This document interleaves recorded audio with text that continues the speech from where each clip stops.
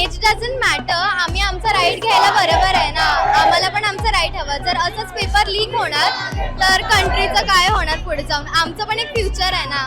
आम्हाला जसं road learning जी system आहे ना, जी ह्या गव्हर्नमेंटने केली आहे ती कमी केली पाहिजे आणि प्रॅक्टिकॅलिटी अजून केली पाहिजे आणि लीकवर काहीतरी म्हणजे अजून स्टेप्स घेतले पाहिजे. ती वाटते, पण आता आमचं फ्युचर याच्यावर डिपेंड आहे. जर आम्ही सगळे लढलो नाही तर फ्युचरमध्ये अजून प्रॉब्लेम होतील. आणि 13 ते 14 पेपर लीक झाले तर काय माहिती आम्हाला जे कॉम्पिटेटिव्ह एक्झाम द्यायचे आहेत, आमचं फ्युचर याच्यावर बिल्ड होतं आहे. तरुण मंडळ या ठिकाणी आलेली आहे, त्यांना पकडून नेत आहेत.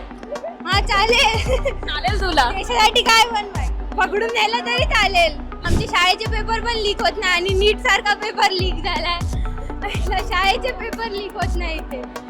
एवढा मोठा पेपर लीक होत आहे ज्याच्यावर लाखो लोकांचे आयुष्य हे डिपेंड आहे.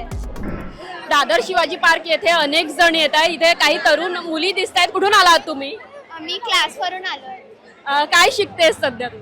मी आता 10th स्टँडर्ड मध्ये. काय वाटलं या प्रोटेस्ट मध्ये यावंस? आता तू 10वीत आहेत नुकतंच, अजून तुझं पुढचं शिक्षण व्हायचं बाकी आहे. काय वाटतं, तुम्ही सगळे 10वीत आहात त्या काय वाटतं, का आला तुम्ही इथे? काय म्हणत? एज्युकेशन सिस्टम जी आहे ती पोखरली गेली आहेत. अनेक लूपहोल्स त्यामध्ये आहेत असं देखील बोललं जातं. तुमचं एकंदरीत मत काय आहे? तुम्हाला अजून पुढे करिअर घडवायचं आहे. आत्ताच पेपर फुटी होतीये, अनेक बातम्या येतात. हे पाहून तुम्हाला काय वाटतं? नाही, मोदीला काढून टाकायला पाहिजे.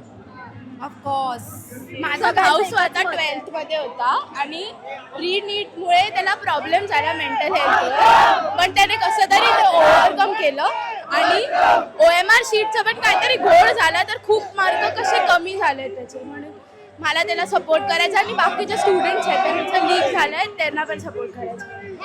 कुठून आली आहेस तू? राहायला कुठे? एक पोर्तुगीज चर्चला.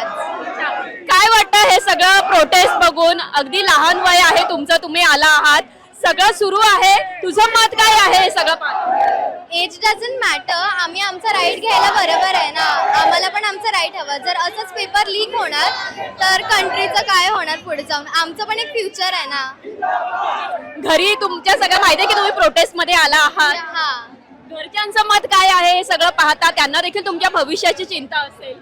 थोडंसं झालं असं की नको जाऊ, बट थोडं असं आमच्या राईटसाठी आम्ही आलो. पण आमच्या टीचरनी आम्हाला सांगितलं तुम्ही जावा, बघा प्रोटेस्ट कसा आहे. मग आम्ही आलो. काय सांगणार, कशा प्रकारे हा संपूर्ण अनुभव आहे तुझा?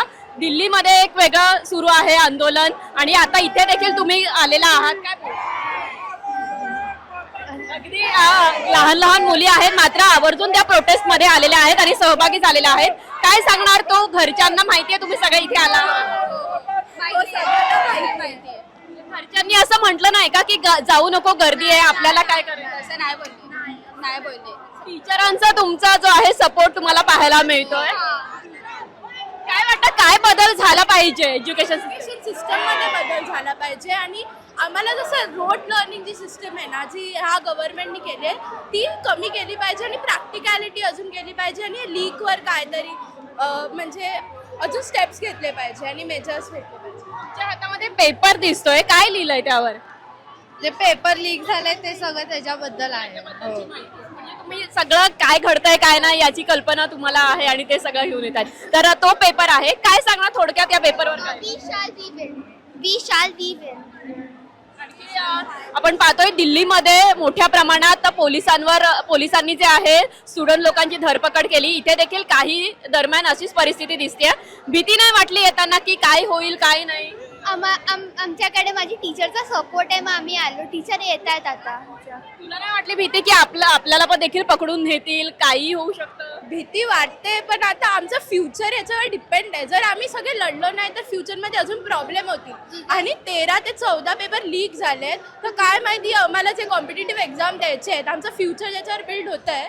ते जर नाही झालं, जर आम्ही प्रोटेस्टवर भाग नाही घेतला ॲज अ रिस्पॉन्सिबल सिटिझन तर अजून प्रॉब्लेम निर्माण होऊ शकतात. तर आम्हाला तुला काय वाटतं की आता ही सगळी परिस्थिती पाहता तुला पुढे काय भविष्यात व्हायचंय? मग ते पेपर जे आहे ते व्यवस्थित पार पडतील की नाही? ही परिस्थिती बघता काय वाटतं? मला आयुष्यात खूप सगळं चांगलं करायचं, पण हे असं सगळं बघून मला तर विश्वासच बसत नाहीये. So he must resign. इथे सरकार विरोधामध्ये मोठ्या प्रमाणात असंतोष दिसतोय. काय लिहिलेलं आहे? I am just too busy being a diva. का असं वाटतं ही सगळी ही परिस्थिती जी आहे अतिशय बिकट होत चाललेली आहे. पेपर्स फुटी होते, तुझं भविष्य अजून पुढे घडायचं आहे. सध्या तू पण 9वीत आहेस. ना मी 9वी आत्ता गेली. तर घरच्यांची परवानगी घेऊन प्रोटेस्ट मध्ये आले, कारण की आपण वेगवेगळे चित्र बघतोय. लहान मुलं असतील किंवा तरुण मंडळ या ठिकाणी आलेली आहे, त्यांना पकडून नेत आहेत. हा चालेल. चालेल तुला? देशासाठी काय बनवाय, पकडून नेलं तरी चालेल. तुला काय व्हायचंय पुढे करिअर मध्ये, काय कर? मर्चंट नेव्ही तरी. पण मात्र अशा घटना बघता तुला वाटतं की आपलं भविष्य सिक्युअर आहे? मग नाही, रिझाईन द्यावं एज्युकेशन मिनिस्टरने. काय सांगणार तू? एकंदरीत ही सिस्टम सुरू आहे, हे आंदोलन सुरू आहे, तुझं नेमकं काय मत आहे? हे आंदोलन करायची गरजच नाही लागली पाहिजे. लीक कशाला होत नाही झालं पाहिजे ना एवढं. आमचे शाळेचे पेपर पण लीक होत नाही आणि नीट सारखा पेपर लीक झालाय. शाळेचे पेपर लीक होत नाही इथे. एवढा मोठा पेपर लीक होत आहे, त्याच्यावर लाखो लोकांचे आयुष्य हे डिपेंड आहे.